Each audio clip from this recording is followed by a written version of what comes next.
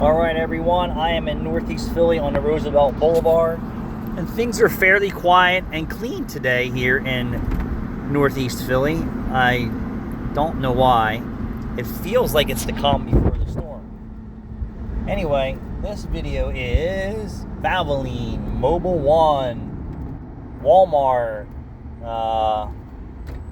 Pennzoil, Castrol, Texaco, you name it. Right? When it comes to engine oils, it really isn't what you like, it's what your engine likes. And what do I mean by that? Like, you could be a Mobil 1 fan, right? And your new vehicle and your engine may not like Mobil 1. How would you know that? Well, you really have to have that oil analyzed and then take it for what you see there, and then manage your results. So for us, in my experience is, just because you like Walmart brand oil, because of the price point and availability, it may not be good for your vehicle. Just because it's good for you doesn't mean it's good for your vehicle, if you can understand what I'm saying. So for my race car, my Monte Carlo I drive every day, I'm not using Walmart oil or Mobil 1 or anything like that.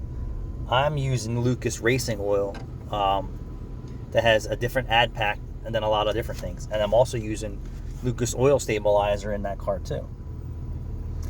And I change that oil as soon as it becomes diluted with the fuel odor and slight colors that are showing up in the engine oil dipstick alone. So, and I'm on top of that. It's what my engine likes, right? Turbocharged, boosted race engines are hard on oil, hard on spark plugs, hard on everything. Well, today's vehicles are basically detuned race cars. I mean, the average car is making 300 horsepower on pump gas. So, I mean, if you think about that, you're like, wow, you're right. Cars back in the day, you're lucky to make 100 horsepower or 150 horsepower out of a V8 engine. So, just because the oil's good for you doesn't necessarily it means it's good for the engine, the environment and conditions you're subjecting it to. And you owe it to yourself and the vehicle to change it and see how well your engine does. I know a lot of people are like, color doesn't mean this, color doesn't mean that. I just showed you proof in 2 videos of a high mileage Honda Accord V6, 4,000 miles, oil was still clean. It tells you a lot. And that's the oil we're using in our shop. And that wasn't even Valveoline Restore and Protect, which is our go-to now for engines with issues. And I just did another vehicle video today on a 130,000 mile Toyota 4-cylinder. Oh, Toyotas burn oil. This Toyota doesn't burn oil.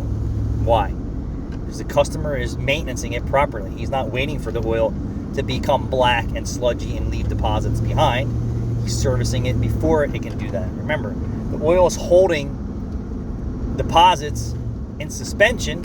The filter can only hold so much deposits in its filtration system, and it only makes sense to do it sooner than later. So, and if I seen that at 3,000 miles on this Toyota today, that the oil was black but full, I would say, maybe we have a deposit problem, or this engine doesn't like this brand of oil. Let's switch it and see what the next results prove to me at 3,000 miles. Same thing with the guy with the Honda. If he shows up again at 4,000 miles with the oil change and I see something change, I can say, for one, let's shift the product. Let's maybe look a little further into this. But not getting an engine that I pull out and there's no oil on the stick. The stick is burnt. I need to, you and me, you need to figure this out. Like, where do we go from here? What's the action plan? And if the customer says, well, I just use I just use Walmart's tech, whatever crap that they have. Well, that crap's probably not good for the car, for the conditions you're putting it under.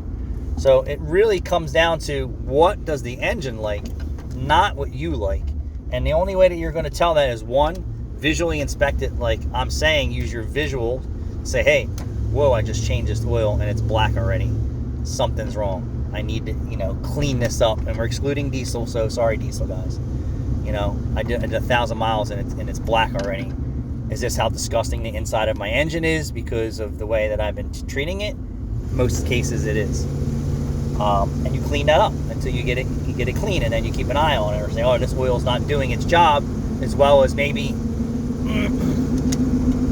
Castrol or Valveoline or Mobil One or Lukas. I mean, there's so many different oils out there. But yeah, it's not what you like, it's what your engine likes, based on its design and the environment that you're putting it through. Thanks for watching.